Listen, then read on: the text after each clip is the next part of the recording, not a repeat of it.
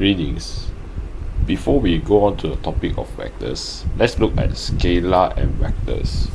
Scalar only has magnitude and it's one-dimensional. You can simply add or subtract. Quantities include mass, time, and temperature. Vector, however, has both magnitude and direction and is multi-dimensional. Directions must be accounted for. This includes displacement, velocity, force, or momentum. So vector looks like something you see on the right. You can see how a vector looks like. Arrowhead shows direction. The length of the arrow shows magnitude. Now, let's take a look at vector representations. You can see that vectors can be represented with the arrow at the top or tilde at the bottom, or it can be represented such that there are 2 points. The arrow denotes the direction, and as for 2D, you can clearly see what it looks like when you put the vector on the Cartesian plane. The same goes for 3D, and vectors can also be represented as column vectors. If you look at the bottom, you can see that there's a vector inside the modulus. This is called magnitude and is obtained using Pythagoras theorem, and so the modulus of the vector is called the magnitude of vector. But there is a common error to this. Make sure you don't treat it as a modulus equation. Remember, modulus inside a vector, and that modulus meaning it means the absolute value, and that is the magnitude of the vector. Please take note of that. Now, let us take a look into different vector properties. So the first one, zero magnitude. Zero vector means vector has no magnitude and its direction is undefined. The second one, parallel vectors, means that there are 2 vectors in the same direction.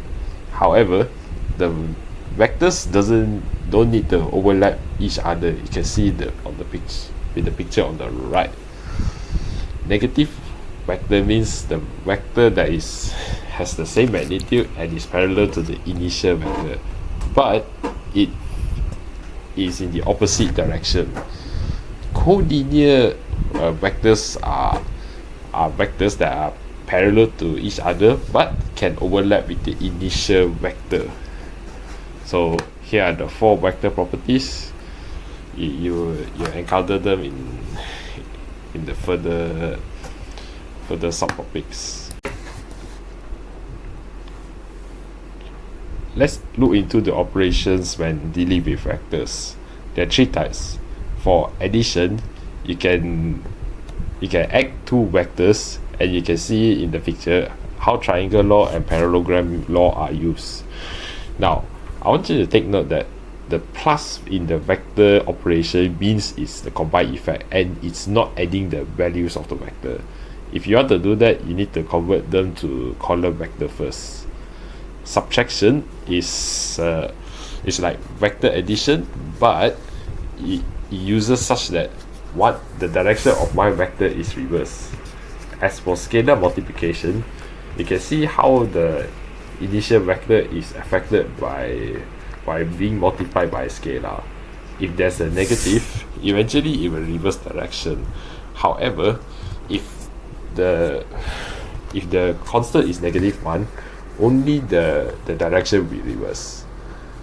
For unique vector, magnitude is 1, and you can find that by taking the entire vector divided by its magnitude. If you use Pythagoras theorem, you should get a unit vector with magnitude of 1. Let's look at midpoint operation first. So if you look at the picture at the bottom, you can see how the midpoint vector is formed. It's formed such that you draw a diagram and make sure that the segment of A and A to B are equal in length, and you can see how the derivation for midpoint is formed. And now let's discuss about resolution. Although I forgot to include it inside, basically resolution means you break a vector into two components, and this one will give you two components. Like you use trigonometry and you use sine to calculate the vertical vector. The cos is for the horizontal vector, and resolution is the reverse of vector addition.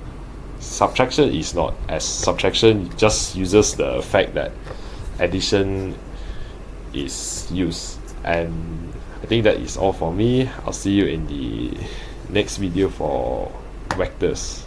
Thank you.